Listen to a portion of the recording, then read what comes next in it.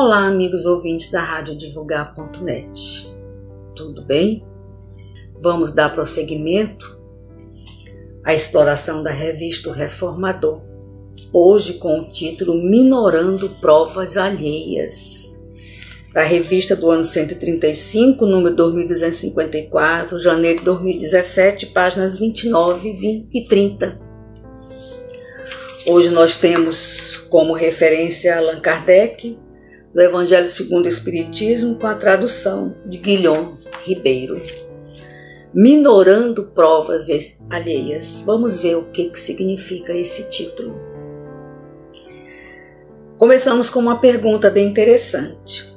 A pergunta respondida pelo Espírito Bernardino em O Evangelho segundo o Espiritismo é sempre inquietante. Deve alguém pôr termo às provas do seu próximo quando o possa? Ou deve, para respeitar os desígnios de Deus, deixar que sigam seu curso? Vamos ver a resposta. À luz da sabedoria, a questão que se coloca é se podemos dar fim às provas porque passa ao nosso próximo. Eu acredito particularmente que não. Se faz necessárias nossas provas e expiações. Mas do que poder ou não poder devemos? Essa pergunta, se bem pensada, remete-nos a uma série de largas considerações. O sofrimento nosso, tanto quanto o alheio, localiza-se na terra, no campo das enfermidades, das dificuldades afetivas, dos empecilhos materiais, de toda ordem, tudo fazendo parte do processo da evolução do homem no planeta. Nós, mães, costumamos ver um filho sofrendo de algo e a gente diz assim, queria que fosse em mim e não nele.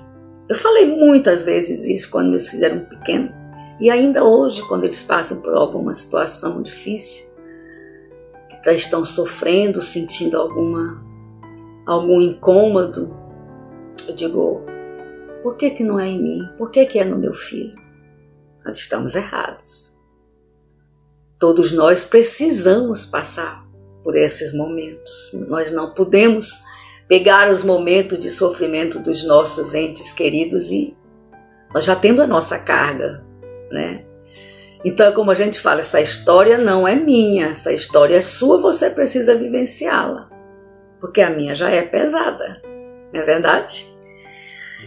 Continuando, em primeiro lugar, impede saber que viveremos sobre o jugo das aflições, pois que a Terra nada mais é do que um pequeno planeta de provas e expiações. Toda expiação também estará nos provando, conquanto nem toda provação, aquilo que o Espírito requisita para si, traz em seu bojo expiação de alguma espécie. Mas em ambas as situações, ou nas provas ou nas expiações, sempre surgirão aflições, porque no presente estágio espiritual em que nos encontramos, o que precisamos mesmo é de desafios, a fim de nos tornarmos melhores. A dor acontece em todas as famílias e não espera decreto para acontecer. Não está em nada, nem dada classe social, nem faz acepção às pessoas. Todos, de alguma forma, a vivenciam.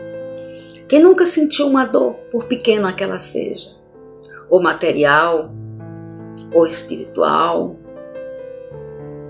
e a dor nos faz crescer, não é?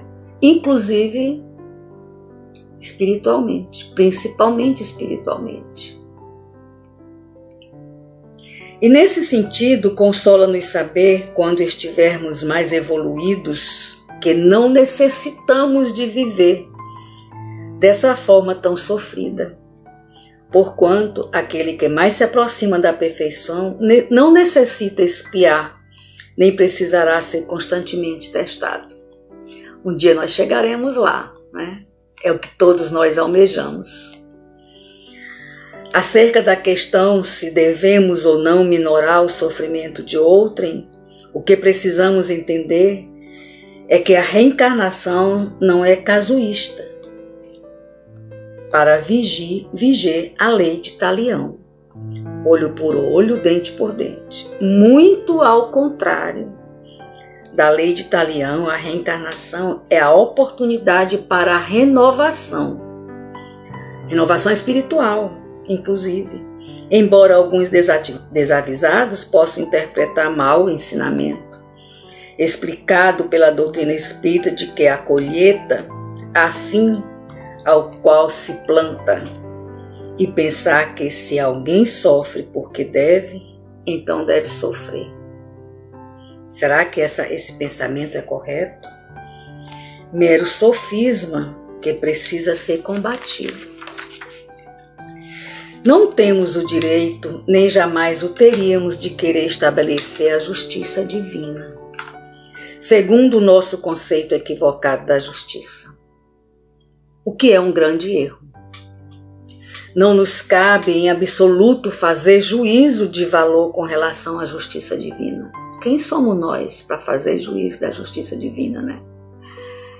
Somos tão pequeninos, ainda estamos engatinhando, ainda estamos no planeta de provas e expiações, ainda temos muita ponte para passar. Também, sob nenhuma hipótese, temos o direito de colocar o dedo na ferida do próximo para lhe agravar as dificuldades. É o que a gente mais faz, né? Você vê alguém passar por alguma situação, achei foi pouco. Que bom ele aprender. A gente fala isso demais. Nós somos eternos julgadores, a gente julga com muita facilidade. Às vezes a gente não tem nem noção do que está acontecendo, mas a gente já está enfiando o dedo na ferida. Isso aí foi pouco, fez isso com fulano, olha o que está acontecendo com ele. Não é verdade? Esse seria o pior dos mundos, chegar ao cúmulo de nos imiscuir na vida de outra pessoa para dificultar-lhe a marcha. É o que mais fazemos. Antes de tudo, pensemos na lei maior e façamos aos outros aquilo que quereríamos nos fosse feito conforme nos ensinou Jesus. A gente fala muito isso mesmo. Eu quero fazer com as pessoas aquilo que eu faço com as pessoas aquilo que eu quero que elas façam para mim. Não é? A gente fala isso muito de boca para fora. Ainda não temos evangelitude para tal. A gente vibra mais com a desgraça alheia do que com a alegria. Porque nós somos muito invejosos ainda, egoístas. Necessitamos ainda de ser lapidados. E a gente precisa se lapidar de dentro para fora. Essa é a lapidação correta, é de dentro para fora. É começar a ter pensamentos bons e botar em prática esses pensamentos, e botar em prática o que nós pregamos. O faz o que eu digo, não faço o que faço, não tem mais validade para nós espírita, para nós que estudamos a doutrina espírita. Não faz mais parte da nossa história fazer o que eu digo e não fazer o que eu faço. Não está correto. Precisamos atentar para esse pequeno, grande detalhe, como eu costumo falar. Nisso, não há incongruência de espécie alguma. Pensemos que o sofrimento por que passa um nosso irmão não tem somente o caráter de adequá-lo às leis naturais da vida, mas deve servir também para nos sensibilizar acerca das dores do nosso próximo, incentivando-nos à busca do que é possível para minorar esse sofrimento. É disso que nós precisamos. Ajudar que nosso irmão atravesse aquele momento. Olhar com carinho, com amor, com fraternidade. O mundo precisa de fraternidade. No dia que nós tornarmos o nosso mundo mais fraterno, as nossas dores diminuirão. Não fosse assim, como exercitaríamos a fraternidade, né? Se nos situarmos na excelsa, se nos situarmos na escusa de que o sofrimento pertence a cada um e deve seguir o seu curso, na verdade, nada mais fazemos do que nos entrincheirar em nosso próprio egoísmo, quando Jesus veio nos ensinar exatamente o oposto. Darmos também a capa se nos solicitarem a túnica. Ou seja, mataremos a fome de um irmão de rua, a fome material, mas precisamos também saciar a fome espiritual. Leve um prato de comida, mas leve uma oração, um toque no ombro. Como você está hoje? Você dormiu bem? O que você pretende fazer hoje? O que eu posso lhe ajudar? Além do prato de comida. Sempre que possível, devemos intervir, sim, para minorar a dor alheia, aprendendo a ajudar sem humilhar. É muito importante esse item aqui, esse parágrafo, de nós, sempre que possível, a gente minorar a dor alheia, mas não humilhar. Também é um grande aprendizado. E o maior aprendizado é ajudar antes da pessoa pedir auxílio, com sutileza, sem ferir, entendendo que a dor do outro, assim como a nossa, é sempre justa, mas nem por isso estamos desobrigados de ser sirineu,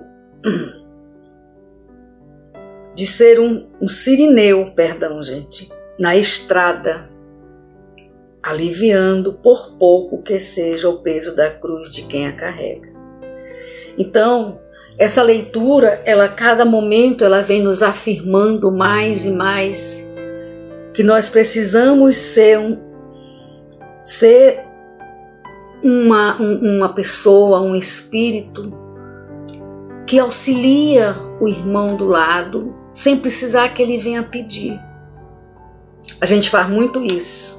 Fulano está precisando, mas eu vou deixar ele vir me pedir. Não sei o que calado quer. É assim que a gente faz. Vou esperar ele me pedir. Não vou me meter nessa história aí não. Tá errado. Fazemos como o sirineu. Chega e diz, posso te ajudar? Olha, eu tenho experiência disso, disso, disso. Eu posso te ajudar nesse assunto.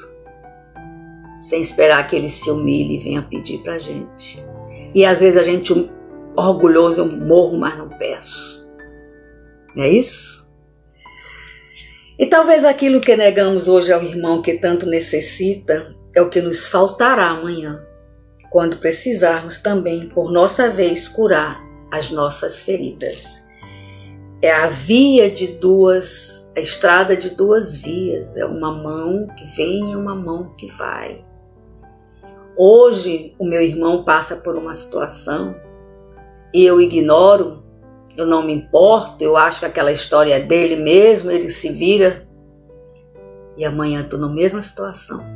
E aí? Como é que a gente faz? Né? Não for assim, e admitiríamos por natural a selvageria de ver a catástrofe desabar à nossa volta, aquietando-nos de braços cruzados a aguardar um desfecho fatídico. Não é isso que nos ensina a Boa Nova.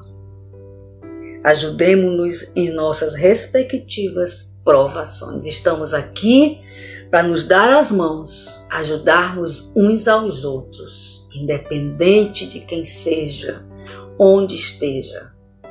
Precisamos lembrar que todos nós somos irmãos, filho do mesmo pai e da mesma mãe.